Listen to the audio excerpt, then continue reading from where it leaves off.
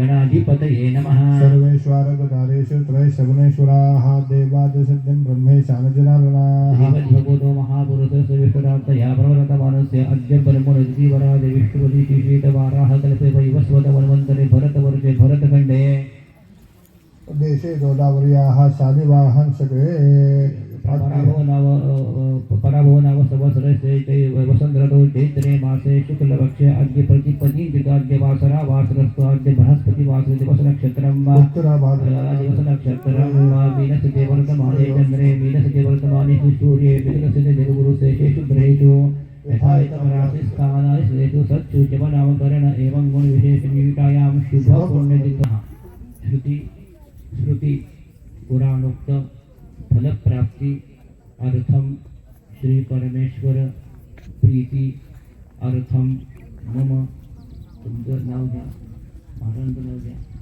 यांची आज्ञा गुरुवार दिनांक 19/3/2025 गुढीपाडवा वेळ 9:25 आज्ञा आहे। तीर्थ महिमेद्वारे असंख्य ऊर्जेची निर्मिती होईल। आता असंख्य ऊर्जा मग ते शारीरिक व्याधी हे आता पुढच्या टप्प्यात आपल्याला सांगते, जशी आज्ञा येईल तसं कार्याचा वापर आपण करू। दिव्य ऊर्जा कार्यरत होईल। आता उद्या आजपासून दिव्य ऊर्जा कार्यरत होईल। मंदिर आरंभाद्वारे असंख्य दिव्य ऊर्जा प्रज्वलित होईल तत्सत हे सुद्धा महाराजांनी सिद्ध आज्ञेने केलेले आहे। म्हणजे वाचे आहे आणि मोरा पण 12 वर्ष पूर्ण झाल्यानंतर काकांचं सुद्धा मत आले की बास आता, कारण दंडवत आता भरपूर झाली। 12 वर्ष म्हणजे तपत्व झाले पण मन काय राहीना आणि मग आता 12 दंडवत घातली पण उद्देश काही ठेवलेलं नव्हतं। उद्देश ठेवणं पण चुकीचं आहे. कारण जेवढा देह काय कातडी जरी काढून दिली तर महाराजांच्या चरणापाशी कमी आहे ती. आपण देणारा कोण आहे? आपण एक धुळीचा कण आहे. ह्या पद्धतीनं घातला आणि महाराजांनी सुद्धा अनुभव द्यायचा दिला. आता वैयक्तिक अनुभव दिलेला आहे की काय जगापुढे मांडता येत नाही. पण मात्र ही दंडवत आजचा 13वं झालं. मला वाटतं बरीच जण होती त्या दंडवताला. मात्र ही दंडवत उद्देश ठेवून घातलं मी दंडवत. ही संकल्पना केली कारण उद्देश ठेवलं ते जगत कल्याणासाठीच ठेवलं. आणि ज्यावेळी मठात दंडवत गेलं त्यावेळी महाराजांनी एकच विनंती केली की तुमच्या मंदिराचं कार्य लवकरात लवकर आरंभ व्हावं आणि ती पूर्वतवाला जावं. आणि आज मला तो आशीर्वाद देवाने दिला त्यामुळं मी त्यांचा कोटी कोटी ऋणी आहे. अवधूत चिंतन श्री गुरुदेव दत्त. एक लक्षात घ्या, कुठली गोष्ट आपल्याला वाटतंय की मी लगेच केलं की मला लगेच मिळालं पाहिजे, थोडं खडतर पण उतरावं लागतंय. तुम्ही तुमच्यासाठी मागताय पण आम्ही पुढच्या उद्देशासाठी मागतोय, पुढच्या तुमच्या पिढींच्या. आज मला सांगा, आज एक मंदिर उभं राहिलं पण पिढ्याचं कल्याण झालं का नाही तुमच्या? आज अनेक पिढ्यांचं नवं कितीतरी पुढच्या तुमच्या गोष्टी कल्याणाच्या महाराजांनी ठेवल्या. आज तुम्हीच नाही तर तुमची येणारी सुद्धा पिढी इथं कार्यरत राहणार आहे. आणि अशी वास्तू आपण निर्माण करून जायचं आणि साक्षीला हे सगळे आपले सेवेकरी तिथे होणार आहेत. तो इतिहास रचून जायचा आहे आपण.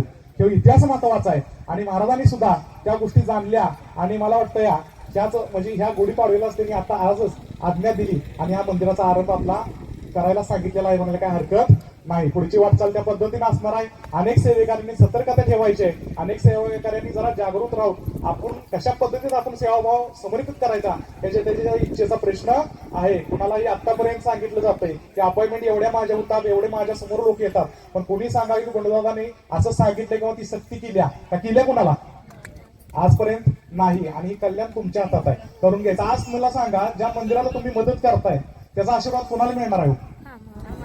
कामाला मिळणार आहे. एक लक्षात ठेवा, आज बघणार भगवंत आहेत. सगळीकडे दृष्टी त्यांची फिरत असते. कोण बघता कसा आहे, कोण सेवेकरी कसा आहे. त्यामुळं हा आशीर्वाद 100% तुम्हाला मिळणार आहे. आणि जर एखाद्या भक्तानं मनापासून सेवा केली असेल, जर मनापासून तो झटला असेल महाराजांसाठी आणि जर त्याची थोडीफार जर अडचण असेल तर त्यासाठी विनंती करायला सुद्धा आम्हाला काय अडचण येणार नाही. जो महाराजांच्यावर प्रेम करतो तेव्हा आमचं 100% प्रेम असणार आहे, एवढं मात्र नक्की सांगतो. अवधूत चिंतन श्री गुरुदेव दत्त. आता मला वाटतं असे पाहिजे की आपण 7 लाखाचा खांब पण तिने कमी बजेटमध्ये आपल्याला दिला आहे. आज ही देत असताना किती रुपयाला बजेट दिलंय म्हणजे नुसतं बांधकामाचं. आणि दगडं आपली आहे ती तुमच्या सेवेकरांची. येऊन जाधव सांगा तुम्ही समोर कितीला ठरलंय का? तर ही सोक्ष मोक्ष समोर असतोय. तिथं कुठलं आंधळ गाणं आणि पांगळ खातं कुठलं ठेवायचं नाही. मी खांबाचं त्यांनी जवळजवळ 11:30 पर्यंत चालतं. आणि खांब चांगलं आपण ठरवले ती का? तर आपलं खांब ओपन असल्यामुळं खांब दर्शन होणार आहे. पहिलं खांबावर लक्ष जात आहे, बाहेरनं बांधकाम नाही. आता त्यांचं मंदिर आपल्यापेक्षा कमी एरियाचं एक नाशिकला गोवर्धन दत्त मंदिर म्हणून आहे. जवळजवळ 22 कोटी रुपयाचं मंदिर त्यांनी 18 कोटीला काम घेतलंय. फक्त आपलं दगड झाल्यामुळं आपलं 1000 स्क्वेअर फूट जास्त आहे. तरी सुद्धा आपलं त्यांनी हे दगड आपलं तुमच्या भक्तांचं झाल्यामुळं 11-11.5 कोटीचं होतं. पण मी म्हटलं आमचं सात्विक तिथं आहे, तुम्ही बघितलंय सा. आणि ते फायनल कमीत कमी 10 कोट आणि वर काय तर थोडे 1,21,000 असं ठरलेलं आहे.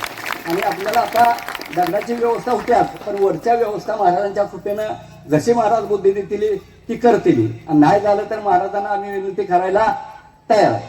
ठीक, आता हे समोर झालं. तुम्हाला मी माहित असावं की बाबा इथं तडजोड कुठली नसते. ठीक आहे.